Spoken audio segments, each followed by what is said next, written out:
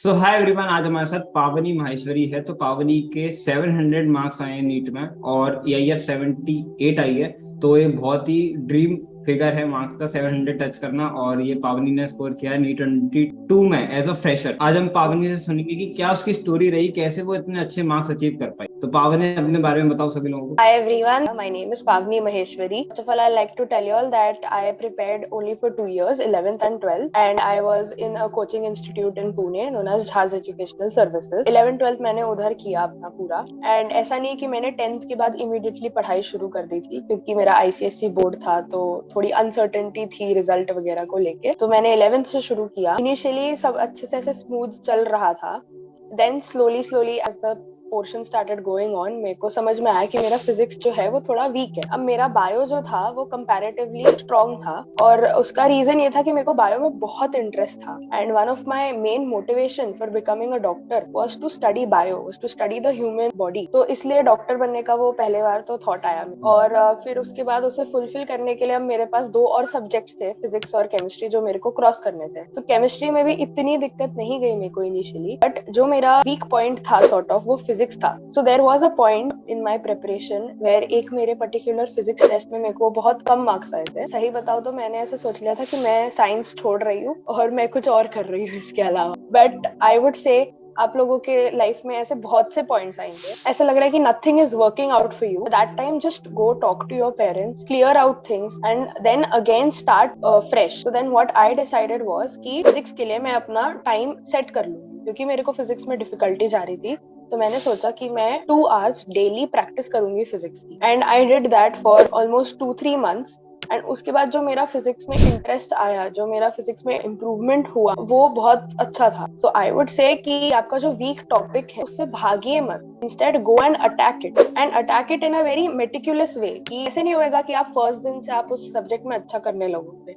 आपको एक हफ्ते लगेगा वो सब्जेक्ट को थोड़ा सा हैंग आने में, दूसरा हफ्ता लगेगा आपको थोड़ी सी चीजें फिगर आउट होने में, फिर 3-4 हफ्ते बाद आपको वो सब्जेक्ट में इंटरेस्ट आने लगेगा। और जैसे ही आपको इंटरेस्ट आएगा, you will love doing that subject and you will sail through that subject seamless. तो आई वुड से कि जो भी सब्जेक्ट आप पढ़ रहे हो, जैसे सर ने भी बोला है कि एंजॉय द सब्जेक्ट, तो वो बहुत जरूरी है। आप उसे बर्डन की तरह लोगे तो आपसे वो नहीं होगा। तो अभी तुम लोगों ने देखा कि कैसे पावनी ने फिजिक्स को डेली 2 घंटा देकर के अपनी फिजिक्स स्ट्रॉन्ग करी और इतने अच्छे मार्क्स लेकर के आई। हम सबको पता है कि फिजिक्स को स्ट्रॉन्ग करने के लिए हमें MCQ सॉल्व करने की जरूरत है, बट कहीं ना कहीं वो हमारी हैबिट नहीं बन पाती और बोरिंग होने की वजह से हम वो चीज नहीं करते हैं। सोचो कि क्यों ना ऐसा हो कि यही प्रोसेस को हम बहुत ज्यादा गेमिफाई करते हैं, जिससे कि आप इसको ज्यादा अच्छे से कर पाओ और खुशी खुशी कर पाओ। यही चीज बिल्कुल फ्री तरीके से अनअकैडमी इस बार लेकर के आया है। लर्नर यहाँ पे 1-on-1 एंगेज कर सकते हैं, जिसमें कि 5 क्वेश्चन असाइन होंगे दोनों लर्नर, और जो उन क्वेश्चन को सबसे ज्यादा सही करेगा, सबसे कम टाइम में करेगा, वो विनर होगा। आखिर में एक लीडर बोर्ड बनाया जाएगा, जिसमें की जो फर्स्ट आएगा उसे लैपटॉप, सेकंड जो आएगा उसे 10,000 का अमेजन वाउचर, और थर्ड जो आएगा उसे 5,000 का अमेजन वाउचर दिया जाएगा। तो ये अनअकैडमी का ऐप है। जैसे तुम खोलोगे सबसे पहले तुम्हें दिख जाएगा कम्पीट नाउ करके लिखा हुआ है, तो यहीं पे तुम्हें क्लिक करना है। इसमें एंडिंग करने के लिए ये देखो कैसा बढ़िया सा खुल गया है। मैं अभी मैच हो गया हूँ किसी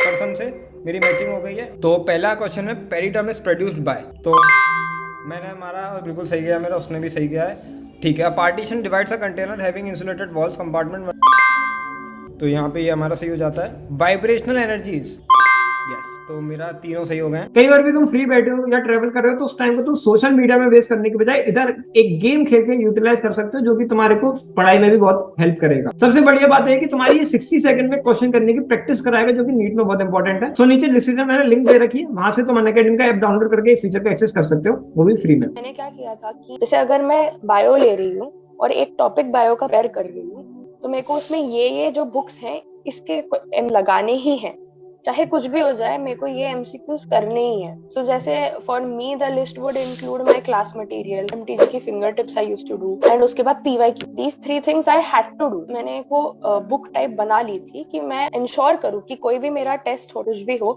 मैं ये 3 चीजें उसके पहले कर ही लूँ। Of course with NCERT multiple readings, जैसे केमिस्ट्री में ऑर्गेनिक में MS Chauhan I used to do. Organic में मल्टीपल रीडिंग ही था एनसीईआरटी की, एज सच एमसीक्यूज मैंने बहुत सॉल्व नहीं किए, पीवाईक्यूज ही किए इनऑर्गेनिक के। और ऑर्गेनिक में जो था रिएक्शंस बार बार गो थ्रू करना, and I used to make these webs. So मेरी क्लास में जो सर थे, ही टोल्ड अस कि तुम ऐसे वेब्स बनाओ। नाउ वेब्स मतलब तुम ऐसे रिएक्शंस को लिंक करते हुए एक बड़ा सारा माइंड मैप टाइप्स, एक रिएक्शन से दूसरा, दूसरे से तीसरा, तीसरे से चौथा, and that is how I went through organic, of course by going through the mechanism as well.